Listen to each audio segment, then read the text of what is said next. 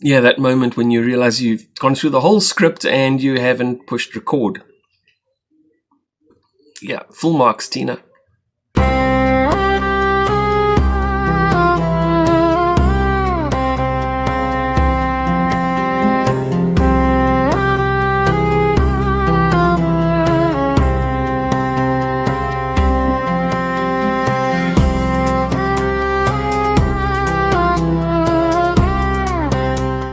Hi everybody, and welcome back to another episode of Making Sense of the World with me, Christina Engela. This time I'll be taking a quick look back at the year that was, 2025, and then a quick look forward.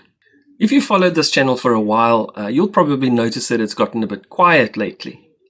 And the reason for this is that I don't put my tech videos on this channel anymore. I created a dedicated, separate YouTube channel for my tech videos called Tina Talks Tech. I'll put the link down below for you if you're interested in watching any of those. That said, I want to thank you all for your interest and interactions and your comments and your friendliness over the past year. I really appreciate it, and I hope you'll be along for the ride as we continue into 2026. So this past year I put out 11 videos on the subject of religious studies, including this one, and I would have liked it to have been more.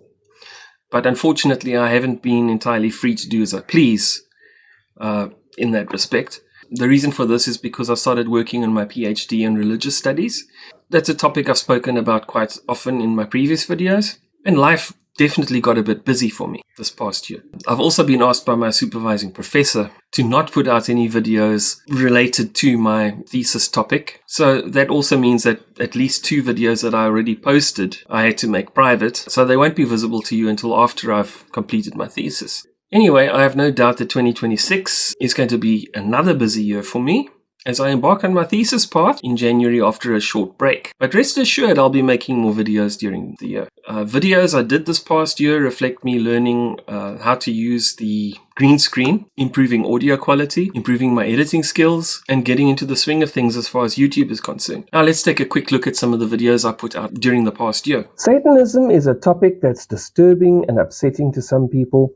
But generally speaking, those who find the notion or discussion of Satanism disturbing tend to be people who don't know anything about the subject. They avoid it because of everything they've been told to believe about it, and as a result, most people aren't interested in finding out the truth for themselves. I've always found things like religion and theology and ideology fascinating, and I like to share what I've learned with interested others. In this video, I'll be giving you a brief description of different types of Satanism, and yes, there are many more than you think, which exist today under the heading of Satanism. Levian or atheistic Satanism is, in occult terms, a left-hand path philosophy and revolves around there are no gods in atheistic Satanism, and the term and image of Satan is a metaphor for the practitioner themselves.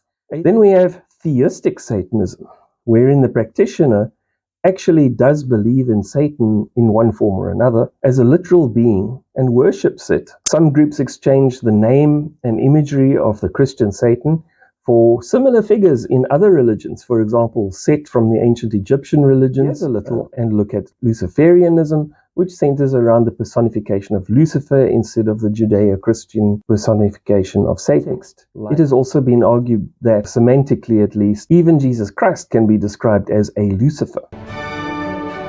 I am the light of the world, John chapter 8 verse 12, as can be the Statue of Liberty. The planet Venus or Lucifer can be used practically as a metaphor for any kind of light. Today I'm going to be looking at something that happened in the last week or so. I think it's best if I just jump into it by reading the transcript of a post made by a good friend of mine, a colleague in religious studies, Dr. Tristan Cup. Put this photo of himself in a black dress and makeup in a graveyard on Instagram. That was from 3 years before, 3 years ago.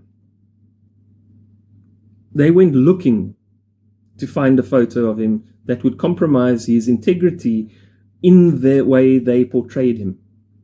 That's deliberate misrepresentation. Of course, it's not illegal, I suppose, but it's definitely not ethical. In the next one, also the report, this is what set me off. This is what set me off. They showed that that same photo, or the top of that same photo, where he's sitting there, laid back in the cemetery, and dressed up in his goth outfit. And underneath, they've got Ernst Rutz, and I'm not sure who the other guy is. I don't really care either. Standing there, dressed up like Sunday school teachers, all smiley and happy. What's not to like? Whoever did this, they know propaganda, that's for sure. A young Afrikaans man dressed in goth attire that they called a dress. Say that to a Scotsman and see what he'll say to you. Who's unashamedly non-Christian, openly vocal about being a Satanist, working at a pagan rights organization. The same one that I worked at, incidentally, in case you're looking for another target.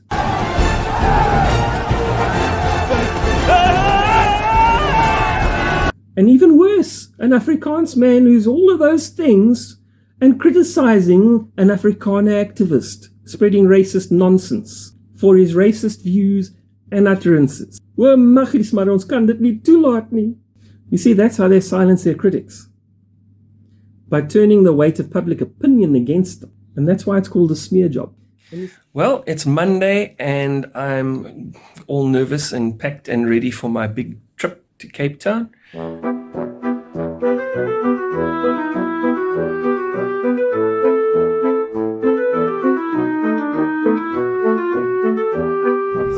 Here I am at the airport. Wish me luck.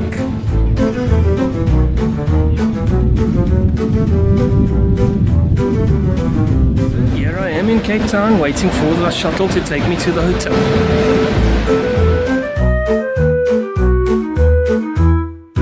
But anyway, I'm really looking forward to this workshop, and really looking forward to meeting all my new colleagues and fellow students and PhD candidates.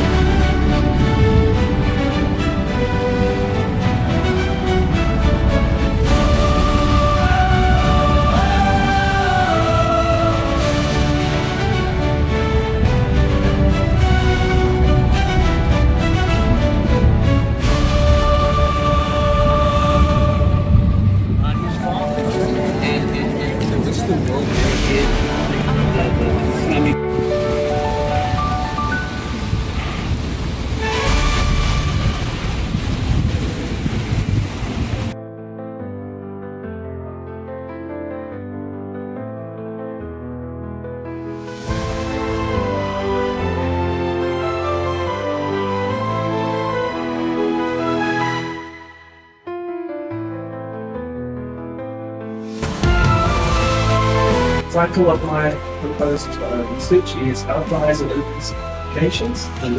Well, here I am at the end of day 2. What a whirlwind experience. It's been amazing. I've had people bouncing ideas off me. I've had my ideas bouncing off them. I've had input. I've had suggestions. I've had constructive criticism, and that's the most important thing. It's constructive criticism. It's not just, people, poking holes in your theory or your topic for no good reason. It's things to make you think about something that you may have missed. So I really, really appreciated all the input that I got, and also the interest that I got from, my fellow students. And this was an experience for me. It was a world apart from everything that I've been involved in previously. Tested pixel by pixel, lost in a world that's digital. Grow by having a meltdown fit through the static we transmit. Surfing slow, there's a crazy. Here I am at the airport, at departures, and not international, unless you consider Cape Town another country, like some of us do. So thank you, Cape Town. It's been great. At least I got a photo of the mountain. First time I managed to see the mountain actually on this whole trip, but anyway, yeah, I'll catch up with you just now again.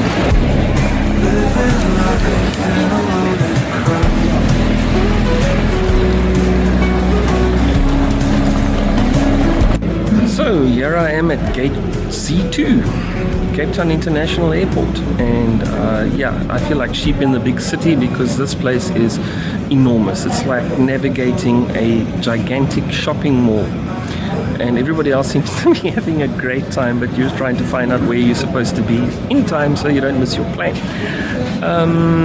Yeah, it's enormous, and there's a lot to take in. And yeah, I'm too tired to go exploring, so I'm just going to park my ass right here and wait for my flight. Last time I did a video about the reports handling of Dr. Cup and the Ernst Roots debate. This time we're going to be doing an interview with Dr. Tristan Cup. What started off with this whole debacle was that there was this thing going on where Ernst Roots believed or espoused that universities were teaching a divisive racist theory targeted against white people. The Adanian critical race theory, which it's not a critical race theory, it's just labeled as such by right-wing populists because it's, you know, connected to the critical race theory, and they just throw it into a whole basin of, you know, disqualifying it as, oh no, just another woke discussion. But that was after the scandal, I believe, with Nota Baloyi, who argued also wrongfully that white people are or don't have a certain gene or something. I can't remember, which I don't know why anyone would care what a rapper has to say about evolutionary biology. But essentially, you know, Ernst Roots ran with that and decided to peddle this entire idea that there is this deeply divisive Azanian race theory being taught at universities that are targeted against white people. So what I essentially tried to do is, okay, I decided to go and read all about that, and basically posted on Facebook, just highlighting what it is and what it isn't, for in case people might, you know, believe what individuals such as Roots has to say about it. But nonetheless, that ended up being cited in media. And then out of the blue, I received a phone call from Rapport, who told me that they want to interview me as an academic, or they came with a quip that they're asking a bunch of academics their perspectives affiliated with universities on this phenomenon, and they wanted to know what my perspective is. A lot was said about your connection to University of Pretoria. They made it seem as if you're working for the university and you know, full-time employee there and all that. Could you maybe just give some, you know, background on what your role is at the university? So I don't know where they got that from. I am not employed by the university. Rather, I'm just a research associate, which basically gives me the opportunity to do research underneath the university's name. And the article itself didn't reflect that. The article called me a navorsingsmedewerker. But of course, the title in and of itself on the Rapport newspaper misrepresented me in such a way. People thought I am a lecturer because of the fact that they don't know the difference between a research associate or someone that does research affiliated with the faculty. The very tabloid-esque sort of approach in creating a huge scandal in order to sell newspapers. I think you must have received a lot of hate for this. Yes, Christina, I have received hate in my life because of my outspokenness on social media and my idea that academia enshrines the whole concept of speaking truth to power. But the hate, defamation, and harassment I received after this Rapport scandal is incalculable. My family have been affected by it. My friends, individuals associated with me, even my former supervisor was harassed by a particular Christian fanatic who, you know, incessantly wanted to proclaim the fact that I am misguided, and then as soon as some Dutch Reformed ministers stood up for me. He wanted to further, piggyback this whole on this whole sensationalist narrative, and lure me out for public confrontation.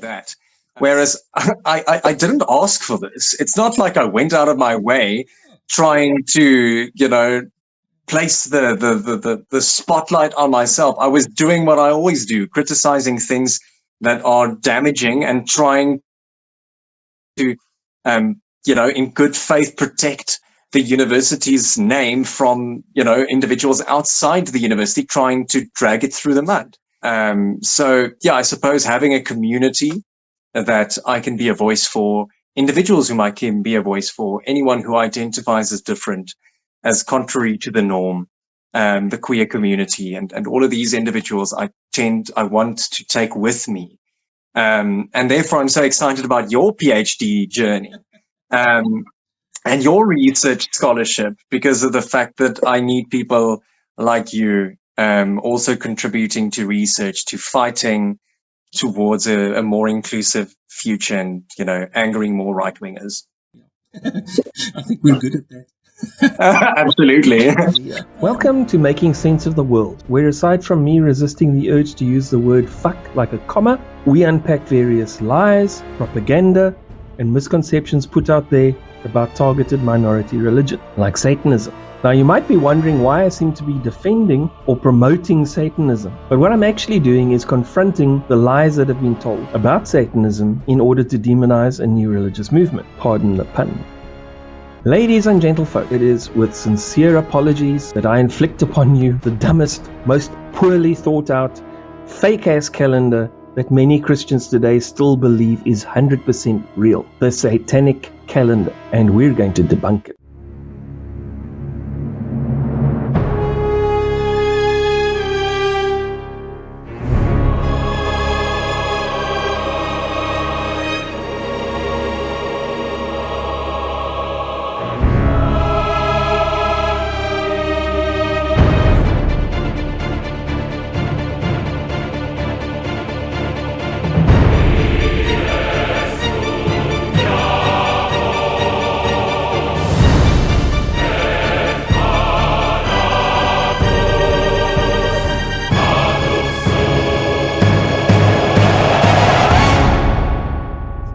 Who uses these satanic calendars? I can tell you now, it's not Satanists.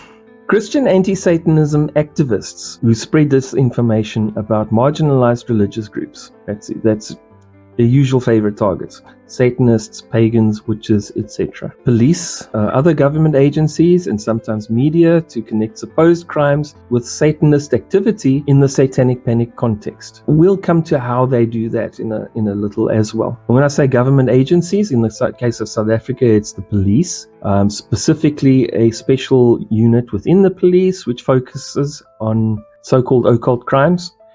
And then the Department of Education is another one that's been very prominent in the last 30 years or so. I've done my best to include all the variations present in the versions of the calendar that I could find. Let's start with January. January 1, New Year's Day, Druid Feast Day, a Druid Spirit Feast Day. Lights, fires on hilltops. Why would Satanists bother to celebrate an ancient Druid feast days? Sometimes the 20th of January to the 2nd of February. 13 days, depending on the calendar. Sacrifice preparation, kidnapping, holding, and ceremonial preparation of person for human sacrifice. Again, Satanists and pagans don't practice human sacrifice or kidnap people, at least not for their religion. Look it up for yourself in canonical religious literature used within Satanism. Now we come to an interesting one. The 26th of January, the Demure ritual, grand climax. Muer. Muet. Sex rituals and human sacrifice of woman or child. Candlemas, to give the correct spelling, is again another Christian day of significance, which, like animal or human sacrifices, has bugger all to do with Satanism and has been misappropriated by these purveyors of moral panic. February 14th, that's right, Valentine's Day, because nothing says I love you quite like sex and blood rituals and human sacrifice. Also, Shrovetide. Shrovetide is a Christian observance and is traditionally the day, 3 days. Satanists don't condone animal abuse or perform human sacrifice, and they don't care about seasonal solstices or eclipses. And if they want to have sex orgies, they'll schedule them for convenience and not according to whatever deranged, archaic, disused Christian festivals Christians tell them to. 24 December. Demon revels, demure, ritual, grand climax, whatever. Male or female sacrifice. Body parts of male infants given as Christmas gifts. Oh no, not feet again.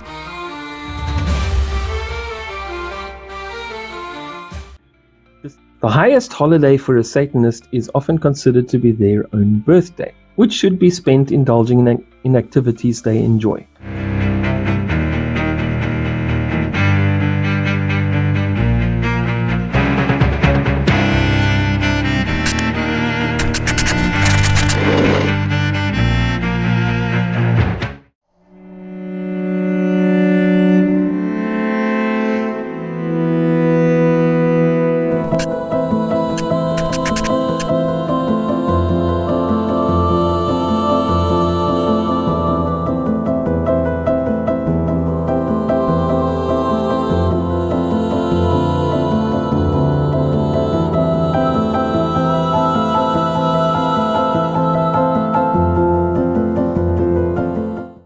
Hi everyone, welcome to my Halloween special. Halloween, how satanic is it really? Spoiler alert, it's mostly fun, spooky, and not about the devil. This is my friend Creepy Kitty, and the two of us together will be your guides on this little trip down the dark pathway.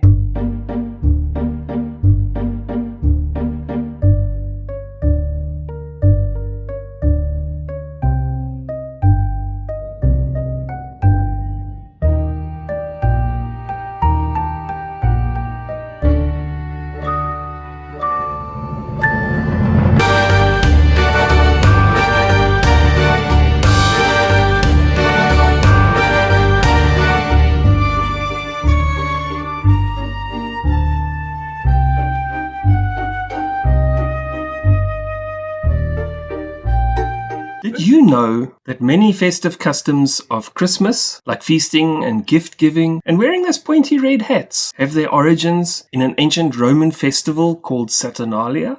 Today we're going to explore the historical and cultural significance of Saturnalia, an important annual celebration in Rome, draw comparisons between Saturnalia and Christmas, and clarify common misconceptions about its nature. Widespread feasting and gift exchanges took place. Romans embraced customs symbolizing the holiday spirit, such as donning the Peleus,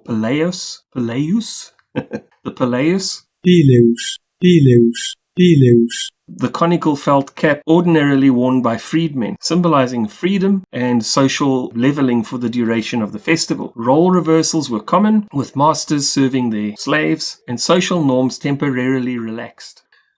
Looking ahead, I have a few new videos in various stages of planning and progress that will look at, various religious studies topics. But more about that later. Anyway, that's it for this video. Feel free to engage with me in the comments. Thanks again for your interest and your support. I'll be taking a bit of a break over the rest of December and the early part of January and picking this up again later. Whatever you celebrate during this festive season, take care of each other, stay safe, and happy holidays. See you in the next one.